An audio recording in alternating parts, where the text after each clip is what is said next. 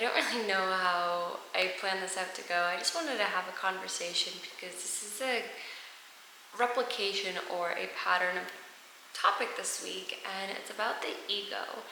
And last week I talked a little bit about the obstacles of life that I learned in yoga, which is also known as the kleshas. And there are 5 obstacles, and last week was attachments, and this week is egoism. And it's so crazy how the universe just creates these opportunities for answering your prayers. So, for example, I asked to soften my heart or to give me experiences so that I can evolve and step into and connect deeper with my highest self and with God. And we always ask for these characteristics or these qualities, and we don't realize that to get there, we have to experience and embody these lessons. And fortunately, I got an experience where I got in an argument with somebody, and it really showed me where my ego was. And it's not, everybody ranges from their ego because our ego is what protects us. Our ego is there for a crutch, like growing up, it's kind of like a little blanket. And we identify and we label things with what's mine, and that's me, and you're targeting me or playing this victim mode because you're just protecting your heart. And we know that God says, guard your heart because that's where your treasure is. And so that is the whole purpose of the ego. However, us silly humans have a complete misinterpretation of what that actually is, because our ego is here to protect us and to keep us safe and to know the difference between certain patterns and behaviors within people. But sometimes we forget about our own patterns and our own behaviors that are actually affecting us, and we are causing more pain and suffering within ourselves, because suffering, the baseline of it comes from confusion and chaos, but confusion and chaos comes from forgetting who we are and forgetting our true self. And when we can let go of everything else besides our true selves, that innocent, pure version of us when we were little, we remove these blankets of identities and labels, and we can actually step into this freshness, reviveness of who we are. Even in the Bible, it says to be childlike, and I think so many people confuse with childlike versus childish, because childish is immaturity, it's reacting with the ego versus responding with the soul.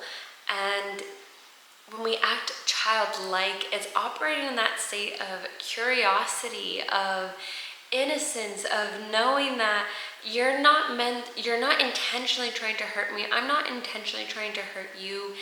It's removing the surface level and actually seeing the situation for what it is. Kids don't know what a sky is versus a tree. They only know because we created these labels of identity, which there's a time and a place that serves it. And it's also the connotation behind it. Is this good or is this bad? Is it bad to eat this? Is it bad to trip and fall? No, it's not bad to trip and fall. Failures are not bad. Failures are feedback, they're lessons. There's no such thing as failure. Once you see that everything is success and God is orchestrating everything in His power to kind of guide you back to your soul, your innocence, your purpose, your pureness, you start to see, wow, okay, I'm not a bad person. I'm safe. I am love. I'm here to fully enjoy this present moment. And sometimes when we get so distracted with society and this day-to-day life that we don't take a moment to just sit in the pureness space. So I just invite you to take a moment right now just to close your eyes. Don't pay attention to your surroundings, whether you're on a train, whether you're at work, whether you're at home with your kids or family and they're making a ruckus behind you. You have a family that's making ruckus. You have a family to care for. You have an opportunity to, one, get annoyed or get bothered, and two, to also learn how to let that go. What a blessing it is that you have a family. What a blessing it is that you do have a job. What a blessing it is that you do have transportation. And it's when we can see the glimmers, the positive aspect of it. We see the blessings for what it is, and we don't have to seek and fulfill a craving of pleasure.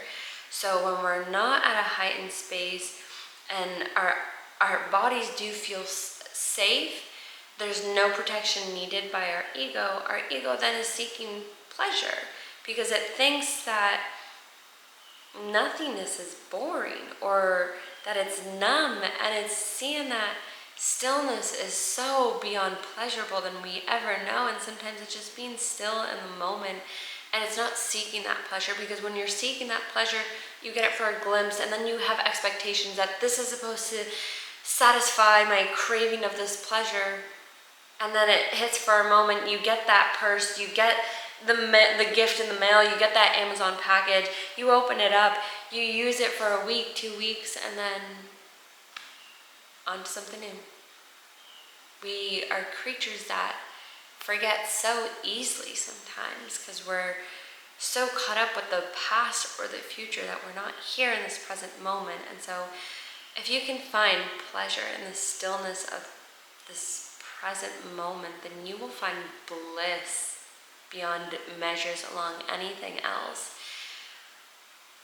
So take a moment, keeping those eyes closed. See if you can connect to your heart, your breath.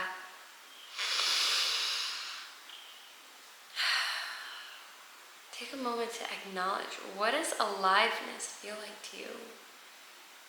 Do you know that you're alive and every ounce cell in your body is working right now to have you breathe without thinking?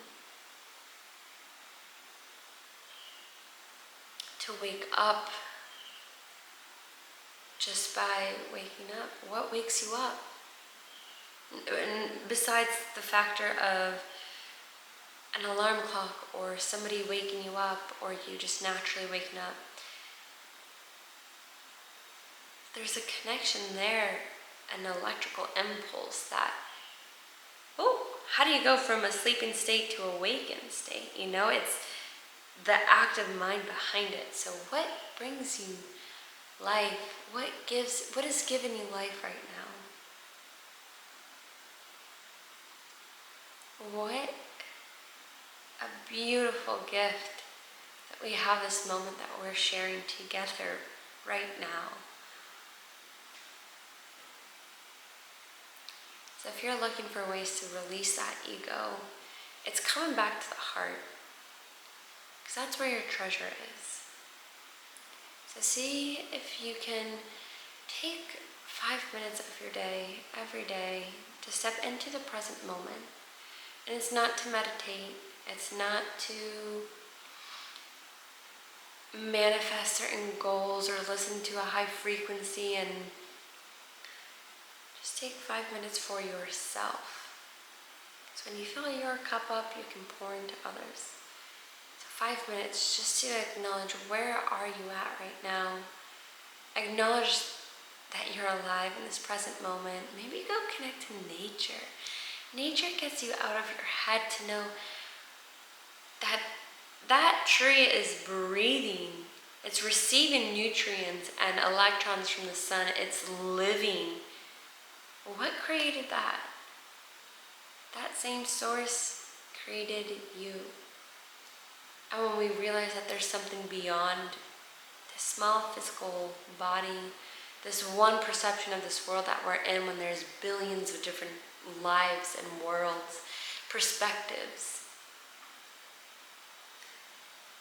We all have our own fingerprint, so that also means we all have our own identity within this world. That means we all have our own perception of this world.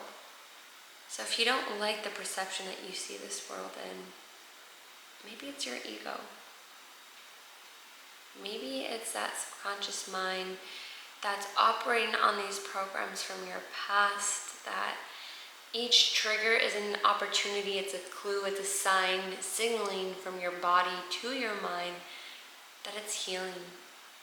It needs to heal, it needs to process, it needs space and calmness. So go out in nature, start praying, and really feel this present moment. Invite the highest of the highs to come and surround you and comfort you.